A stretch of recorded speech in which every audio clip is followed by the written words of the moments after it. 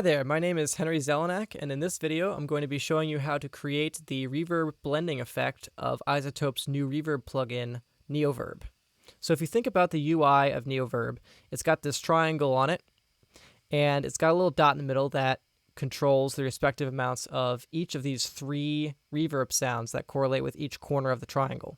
So I've named them A for the top point, B for the bottom left, and C for the bottom right, and that's going to relate to the aux inputs in Pro Tools that I'll show you in a second.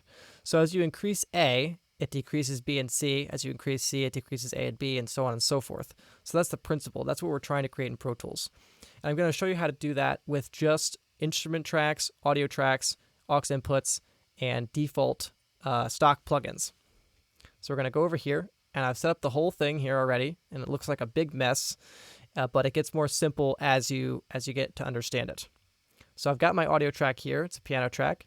So I send out of that a Unity pre-fader, and then I create 5 aux inputs, and I've named this one input. So I have input, then I have mixed verb B. That's going to be the one reverb sound. Then I have mixed verb A is going to be another reverb sound. Then mixed verb C is going to be another reverb, and then output. So I send out of the audio track at Unity into the input aux. Then I output from that to the inputs of the 3 reverb auxes here in blue, green, and yellow. Then I output from those into the input of the output bus over here, the output aux over here, and then that outputs to the mains. So those are going to be input and output levels, and then your 3 individual reverb levels, or the 3 different corners of the triangle. So on your 3 reverb auxes, you're going to put a compressor. I use channel strip because I just like how it looks. And the key input is going to be a send. I'll just discuss that in a second here. But you do need to make sure that your sidechain is set to key input, and then detector is set to average. And there's no filter or anything like that, just these parameters here that you see. And each one of the compressors has to be exactly the same settings. So you can just copy over to the next aux once you've set the settings here. Now, this is important. For this example, I have the threshold set at minus 31.0 and the ratio set at minus 11.6 to 1. This is kind of important because it needs to react in a specific way to the input. Now, the input, or the key input for these compressors, comes from an instrument track. You have one instrument track for each aux. So as you can see here, I have mixed verb B. So I'm calling this mixed verb. Then I have MV key B next to mixed verb B. And those two are grouped together. So they're grouped into one group. And then mixed verb A, I have instrument track MV key A. Those are also grouped. So the faders can move together, and this is very important. And then same thing with mixed verb C. So on these instrument tracks, you put structure free, which is, again, a stock plugin. So everybody has it, stock instrument. Default patch is sine wave. Leave it with that. And leave the output. Just basically don't touch this instrument at all. Then you go into your MIDI editor, window here, and you can just draw a MIDI note for the entire length of the session on middle C. And it should be middle C. Shouldn't be too low or too high of a note, as that might affect the compressor threshold and etc. So you want to leave it at middle C. Just one note, no breaks, just one straight note all the way across.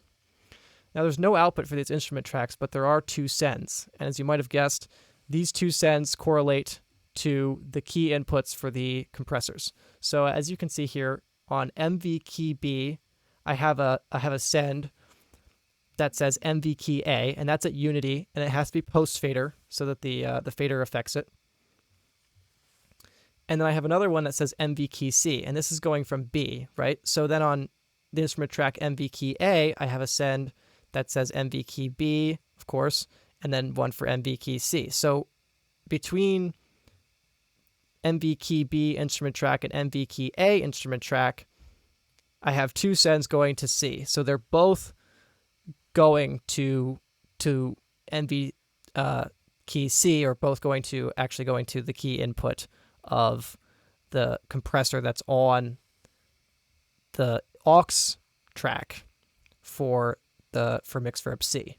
So what that essentially does, if you set up all these things correctly, so Unity, post fader, all these sends, if you move any one of the aux faders, aux attenuators, it moves the fader of the instrument track, which then affects the amount of sine wave that's being sent through this bus, which then affects the amount that's going into any one of the compressors through the key input, which then affects the threshold and the ratio here, or it attenuates the signal that's coming through the aux, which has reverb on it. So it effectively is attenuating the reverb level for the other two auxes from this first aux. So this first aux will attenuate the other two, and this third one will affect the second and the first one, and so on and so forth. So if I just play this here, you can watch the attenuation on the little orange strips on the sides of the aux tracks here.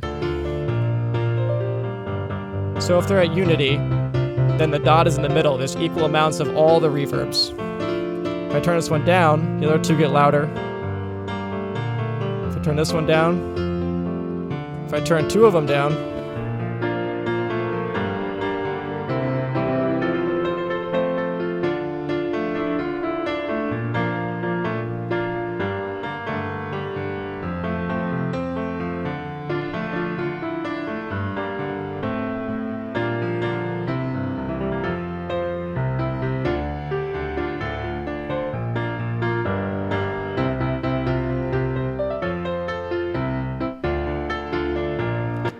so that's basically it. That's the basics of this. And once you do all this routing, you can just hide your instrument tracks, and then you're left with 5 faders, and the 3 in the middle are the important ones. Those are, like, if you increase C, then you're pulling the dot in the middle of the triangle towards C, and so therefore to lower B and A, and so on and so forth. So that's basically a way to create that matrix. So that's it. Thanks for watching, and since this is my first tutorial, please leave feedback in the comments if you liked it, and thanks again for watching.